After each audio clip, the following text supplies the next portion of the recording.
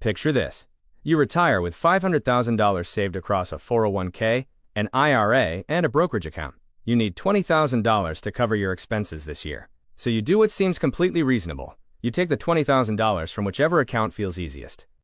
Simple, right?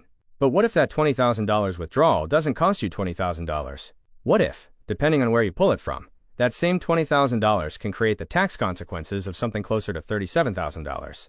That is the trap. And the dangerous part is that nobody hands you a warning when you choose the wrong account. There is no flashing red light saying stop, withdraw from somewhere else first. You simply take the money, pay what you owe, and move on. Months later, you may discover that the withdrawal increased the taxable portion of your Social Security, pushed you closer to a higher Medicare premium, or created a tax bill you never expected. And suddenly the question is no longer, how much money do I have? It becomes, why am I paying so much tax on the money I already saved? This is where retirement gets very different from working life. When you were working, your paycheck arrived in a predictable order. In retirement, you can have several different income faucets: your 401k, Social Security, pension, IRA, or taxable savings. And the order you turn those faucets on can change how much of your money you actually keep. Most retirees focus on how much they have saved. Far fewer think about which account should pay the next dollar. Today we're going to look at that decision, because pulling from the wrong bucket first can quietly make your retirement more expensive. And once you see how the order works, you may never look at your retirement accounts the same way again. Before I show you the order that can help you avoid this, do me one quick favor. If you're approaching retirement, already retired, or helping someone you love make these decisions, hit that like button. It tells YouTube that this information is worth putting in front of more people who need it. And subscribe to the channel, because we're going to keep breaking down the retirement decisions that can quietly affect how much of your money you actually get to keep. Alright, now let's get into it. Now let's set the table. Because before you can understand the right withdrawal order, you have to understand the 3 different paychecks waiting for you in retirement. Bucket 1, your 401k or traditional IRA. Every dollar you pull from these accounts comes out as ordinary taxable income, much like a paycheck, because you generally receive the tax benefit when the money went in. But here's the important part. This is your most flexible lever. Once you're past 59.5, you generally decide when and how much to take. You have control over the timing and the amount. Required minimum distributions don't force withdrawals until the applicable RMD age. Bucket 2, Social Security. You can start as early as 62, but claiming early means accepting a permanently reduced benefit. If you wait until 70, your benefit can grow substantially compared with claiming early. But here's what most people miss. Social Security is not taxed, simply because your Social Security check is large. Your other income helps determine how much of that Social Security becomes taxable. Read that twice. Your other income matters. Then there's bucket 3, the pension.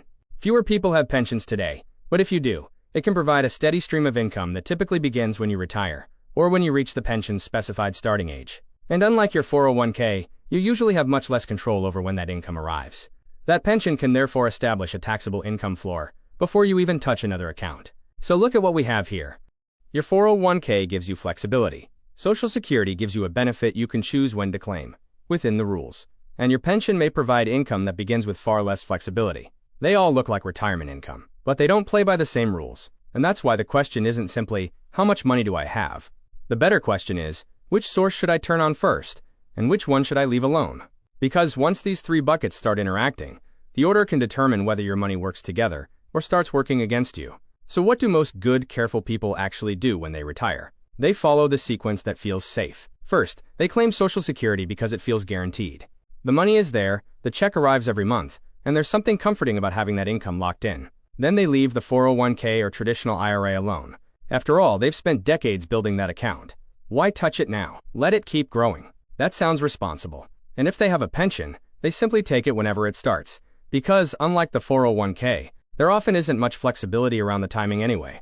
So the sequence looks something like this. Social Security first. 401k later. Pension whenever it turns on. And honestly, it sounds perfectly reasonable. You worked hard for your retirement. You want guaranteed income. You want to leave your investments alone, as long as possible. You don't want to create a tax bill by taking money out, unnecessarily. But here's the uncomfortable part. That safe-sounding order can be exactly what creates the problem. Because once Social Security is turned on, your other taxable income can affect how much of that Social Security becomes taxable. So the 401k you've been carefully protecting can eventually become the very thing that makes your Social Security more expensive from a tax standpoint. And then there's the pension. If that pension begins automatically, it can fill up part of your taxable income floor before you've even decided what to withdraw from your other accounts. Now you've got multiple income sources interacting with each other. And the mistake isn't that any one of these decisions is automatically wrong. The mistake is assuming they should simply happen in the order that feels most comfortable. Claim Social Security because it's guaranteed. Leave the 401k untouched because it can keep growing. Take the pension when it begins. That sounds conservative, but the sequence can create 3 separate tax traps that most retirees never see coming. And the first one is the big one, the one that can make a seemingly harmless withdrawal create far more taxable income than the amount you actually withdrew. Now let's get into the 3 landmines that can turn the wrong withdrawal order into a very expensive mistake. Landmine number 1, the Social Security tax torpedo. This is the big one. The IRS looks at something called combined income, your adjusted gross income, plus tax-exempt interest, plus half of your Social Security. As that number crosses certain thresholds, more of your Social Security can become taxable.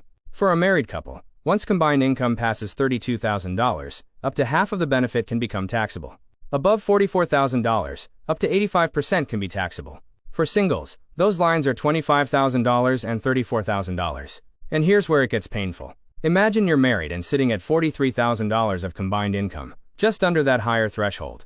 You decide to pull an extra $2,000 from your 401k to pay for a vacation.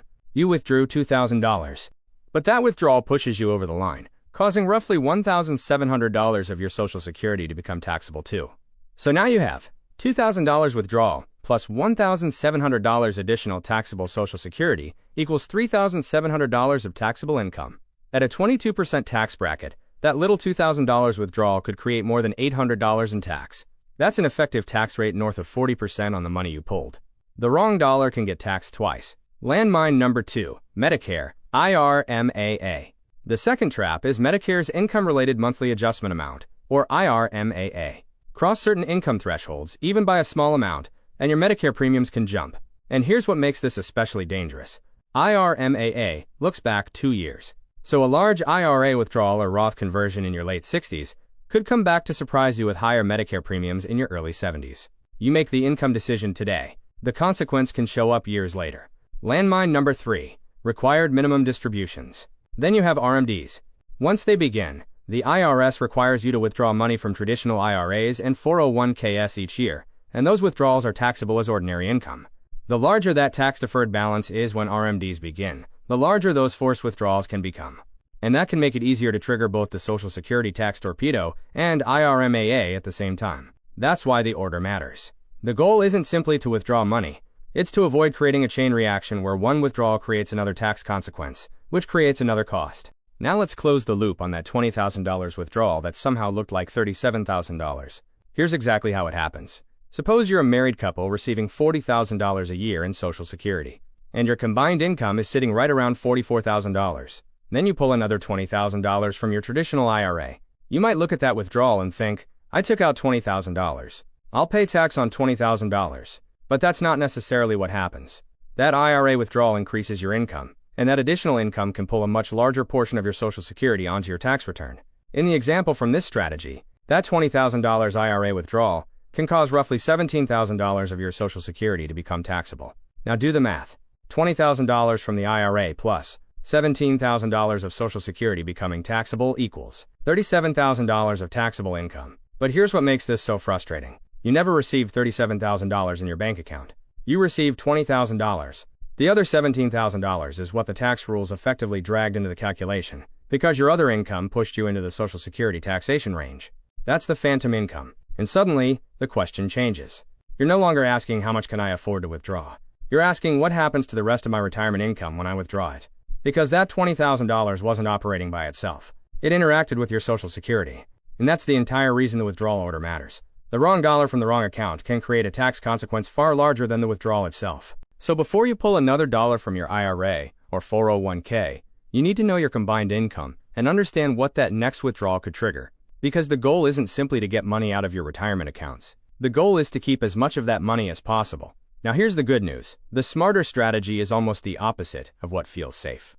Instead of immediately turning on Social Security and protecting your 401k at all costs, you use your most flexible money first, delay Social Security if you reasonably can, and treat your pension as the baseline you plan around. Think of retirement as having 2 phases. Phase 1 is the conversion window, from retirement until around age 70. This is where you often have the most control. If Social Security hasn't started yet, you can use cash, your taxable brokerage account, and strategic 401k or IRA withdrawals to cover your expenses.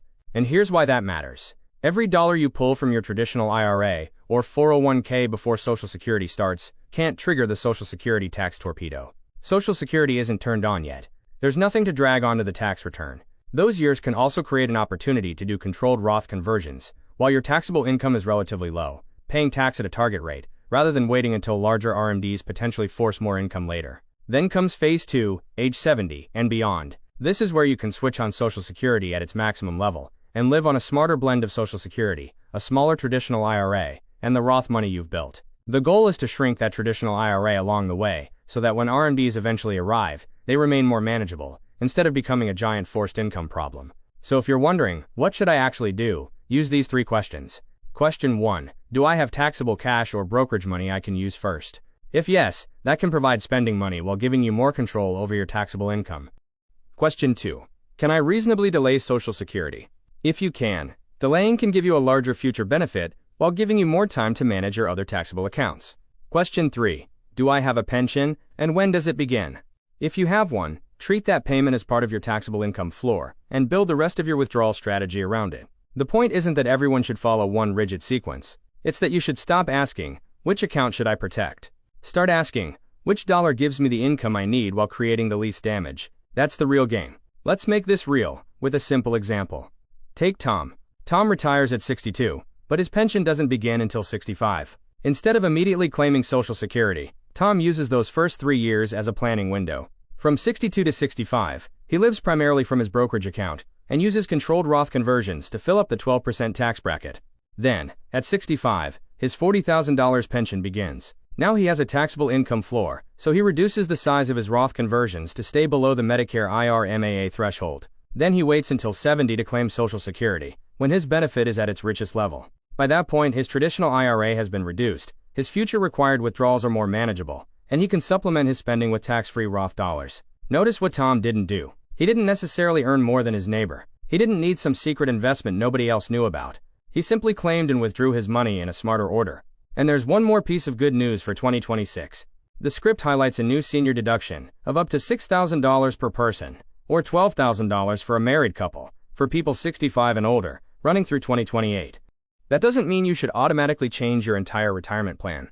It means there are more moving pieces to consider, and the details of when you take income can matter just as much as how much you've saved. So before you make your next withdrawal, don't just ask yourself, which account has the money? Ask, what will this withdrawal do to the rest of my income? Because the goal of retirement isn't simply to have money saved. It's to keep more of the money you've worked your entire life to build. And if this breakdown helped you see retirement withdrawals differently, hit the like button and subscribe so you don't miss the next retirement tax and Social Security breakdown. And in the comments, tell me, which account are you planning to pull from first in retirement?